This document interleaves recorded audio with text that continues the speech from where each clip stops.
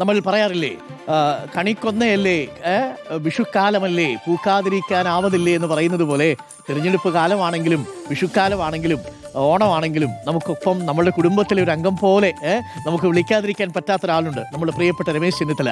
ശ്രീ രമേശ് ചെന്നിത്തല നമുക്കൊപ്പം ചേരുന്നുണ്ട് തത്സമയം ഈ വിഷു ദിനത്തിൽ. Very good morning, happy Vishu. Happy Vishu, happy Vishu Arun. Shri Ramesh Chennithala, മലയാളികൾക്കും റിപ്പോർട്ടർ ചാനലിലൂടെ ഞാൻ വിഷു ആശംസകൾ നേരുകയാണ്. Thank U.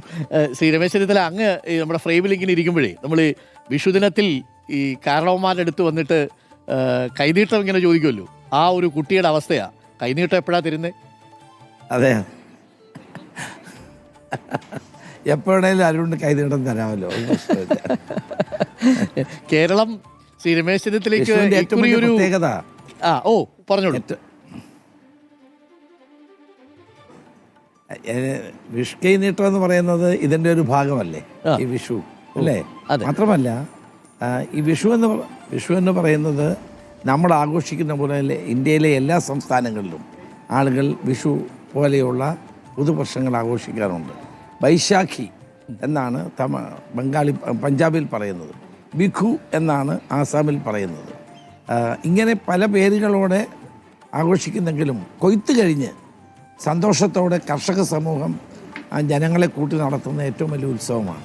അപ്പോൾ വിഷു എന്ന് പറയുന്നത് നമുക്കൊരിക്കലും മറക്കാനാവാത്ത ഒരു ഉത്സവം തന്നെയാണ്. എല്ലാവരും ചേർന്ന് സന്തോഷത്തോടെ ആഘോഷിക്കുന്ന വിഷുവാണ്. ആ വിഷുവിന് എല്ലാ മലയാളികൾക്കും ഞാൻ ഹൃദയം നിറഞ്ഞ ആശംസകൾ നേരുകയാണ്. ശ്രീ രമേശ് ചെന്നിത്തല, ഇക്കുറി വിഷുക്കാലത്തിന് കഴിഞ്ഞ് ഇനിയിപ്പോൾ ഒരു 10-20 ദിവസം കഴിയുമ്പോൾ കേരളം അങ്ങേക്കൊരു വിഷു സമ്മാനം നൽകാൻ സാധ്യതയുണ്ടോ?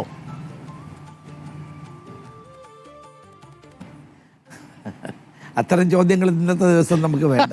അല്ലല്ല, ഞാൻ ഉദ്ദേശിച്ചത് അങ്ങനെയല്ല. UDF അധികാരത്തിൽ വരികയും അതിനുശേഷം അങ്ങേക്ക് സന്തോഷമുള്ളൊരു വിഷുക്കാലമായിരിക്കുമല്ലോ എന്ന് ഉദ്ദേശമുള്ളൂ. ബാക്കിയൊന്നുമില്ല, ഞാൻ അതിലേക്ക് വരുന്നതേയില്ല ഇന്നത്തെ ദിവസം. UDF അധികാരത്തിൽ വരിക എന്നുള്ളത് തന്നെയാണ് ഏറ്റവും വലിയ സന്തോഷം. 10 വർഷത്തിന് ശേഷം UDF അധികാരത്തിൽ വരുന്നു എന്നുള്ളത് എല്ലാ UDF പ്രവർത്തകന്മാർക്കും പിന്തുണയ്ക്കുന്നവർക്ക് സന്തോഷം നൽകുന്ന ഒരു കാര്യമാണ്. പിന്നെ എല്ലാവരും കഠിനാധ്വാനം ചെയ്തു. എല്ലാ പ്രവർത്തകരും നേതാക്കളും ഒരു മനസ്സോടെ പ്രവർത്തിച്ചു. ഒരു വിജയം നേടുമ്പോൾ എല്ലാവർക്കും സന്തോഷം ഉണ്ടാവില്ലേ? അതെനിക്ക് സന്തോഷമുള്ള കാര്യമാണ്. ശ്രീ രമേശ് ചെന്നിത്തല, ഇത്തവണ കുടുംബത്തോടൊപ്പമാണോ വിഷുദിനം ആഘോഷം?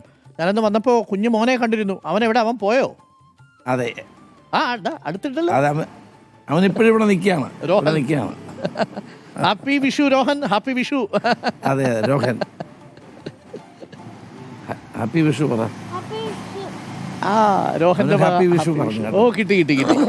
ശ്രീ രമേശ് ചെന്നിത്തല, നാട്ടിലായിരുന്നപ്പോഴേ പണ്ടത്തെ വിഷുക്കാലത്തിന്റെ ഓർമ്മകളൊക്കെ ഉണ്ടാവുമല്ലോ. നമ്മൾ എല്ലാ കാലത്തും എല്ലാവരോടും ചോദിക്കുന്നതാണെങ്കിൽ പോലും സന്തോഷം നിറഞ്ഞ വിഷു കണി കണ്ട കാലമേതാ? അതെ, വളരെ കുട്ടിയായിരിക്കുമ്പോൾ തന്നെ വെളുപ്പിനെ ആ സമയത്ത് അമ്മ വാൽക്കണ്ണാടി അല്ലെങ്കിൽ അതോടൊപ്പം തന്നെ ഫ്രൂട്ട്സ്, ഇതെല്ലാം പുഷ്പങ്ങൾ, ഇതെല്ലാം ചേർത്ത് വെളുപ്പിനെ വിളിക്കുന്നൊരു കാലമുണ്ട്. അതിപ്പോഴും എൻ്റെ മനസ്സിൽ തങ്ങി നിൽക്കുകയാണ്. രാവിലെ അമ്മ റെഡിയായിട്ട് 3 മണി 4 മണിയൊക്കെ ആകുമ്പോൾ നമ്മളെയൊക്കെ വിളിച്ചുണർത്തും. നമ്മൾ ഉറക്കച്ചടവോടെയാണ് എഴുന്നേൽക്കുന്നത്. പക്ഷെ അമ്മ വിളിച്ചുണർത്തി കണി കാണിക്കുന്ന ആ ഒരു ഓർമ്മ ഇപ്പോഴും എൻ്റെ മനസ്സിൽ തങ്ങി നിൽക്കുകയാണ്. അത് ഒരിക്കലും മറക്കാൻ കഴിയാത്ത അനുഭവങ്ങളാണ്. ഈ ലീഡറിനോടൊപ്പം എപ്പോഴെങ്കിലും ഗുരുവായൂർ പോയി വിഷു കണി കാണാൻ പറ്റിയിട്ടുണ്ടോ? ഉണ്ട്, കാണാൻ പറ്റിയിട്ടുണ്ട്. എന്നോട് പേഴ്സിൽ നിന്ന് ലീഡർ ഒരു 100 രൂപ എടുത്ത് നമ്മളെ തരും. 100 രൂപ തരത്തുള്ളൂ. 100 രൂപ എടുത്ത് വിഷ്കണിയായിട്ട് തരും, വിഷ്കൈനിട്ട് തരും. പണ്ട് ലീഡർ ഗുരുവായൂർ അമ്പലത്തിൽ തന്നെ കിടക്കുമായിരുന്നു. അത് നമുക്ക് ഓർമ്മയില്ലാത്ത കാലമാണ്. ആ സമയത്ത് പിന്നീടാണ് അവിടെ കേൾക്കാൻ പറ്റാത്ത വന്നപ്പം കൃത്യമായിട്ട് ആ സമയത്ത് വിഷു കണി കാണാൻ വേണ്ടി പോകും. തിരിച്ചു വന്ന് ശ്രീവത്സത്തിൽ നിന്ന് നമ്മളവിടെ ഉള്ളവർക്കൊക്കെ 100 രൂപ വെച്ച് നമുക്കെല്ലാവർക്കും വിഷ്കൈ നീട്ടം തരുമായിരുന്നു. 100 രൂപ കിട്ടിയ ആൾക്കാരെല്ലാവരും നന്നായിട്ടേ ഉള്ളൂ അല്ലേ ശ്രീ രമേശ് ചെന്നിത്തല? തീർച്ചയായിട്ടും ഒരു സംശയവുമില്ല. നമുക്കൊക്കെ വിഷ്കൈ നീട്ടം, നമുക്ക് മാത്രമല്ല നമ്മുടെ കൂടിയിരിക്കുന്ന ആൾക്കെല്ലാം 100 രൂപ വെച്ച് വിഷ്കൈ നീട്ടം കൊടുക്കും. ഇതിപ്പോൾ രാവിലെ എവിടെയെങ്കിലും അമ്പലത്തിലോ മറ്റോ പോയിരുന്നോ അങ്ങ്? ഞാൻ പത്മനാഭസ്വാമി ക്ഷേത്രത്തിൽ പോയിരുന്നു. അവിടെ തൊഴുതിട്ടാണ് ഇന്ന് വിഷു സദ്യയൊക്കെ ഉണ്ടോ ശ്രീ രമേശ് ചെന്നിത്തല? ഹാപ്പി വിഷു. പിന്നെ വിഷുവിന് ഏതായാലും സദ്യ വേണമല്ലോ. ഞങ്ങള് വീട്ടുകാരെല്ലാം ഉണ്ട്, സദ്യ ഉണ്ടാവും. ആരുകൊണ്ടുണ്ടായിരുന്നു ഞങ്ങൾ വിഷുവിന് നല്ല സദ്യ തരായിരുന്നു. Thank you. ഞാൻ വരാം. എനിക്ക് 100 രൂപ ഇല്ലെങ്കിൽ 1 രൂപ ഞാൻ വന്ന് വാങ്ങുന്നുണ്ട് ഒരിക്കൽ. ഞാൻ വന്ന് വാങ്ങിച്ചോളാം. Thank you Shri Ramesh Chennithala. Thank you. അപ്പോൾ പ്രിയപ്പെട്ട പ്രേക്ഷകരെ, ശ്രീ രമേശ് ചെന്നിത്തലയൊക്കെ വന്ന് നമ്മളോട് സംസാരിക്കുമ്പോഴേ നമ്മുടെ വീട്ടിലെ കാരണവർ വന്ന് നമ്മളോട് സംസാരിക്കുന്ന പോലെ അല്ലേ? അങ്ങനെ ഒരു ഫീൽ ഉണ്ട്.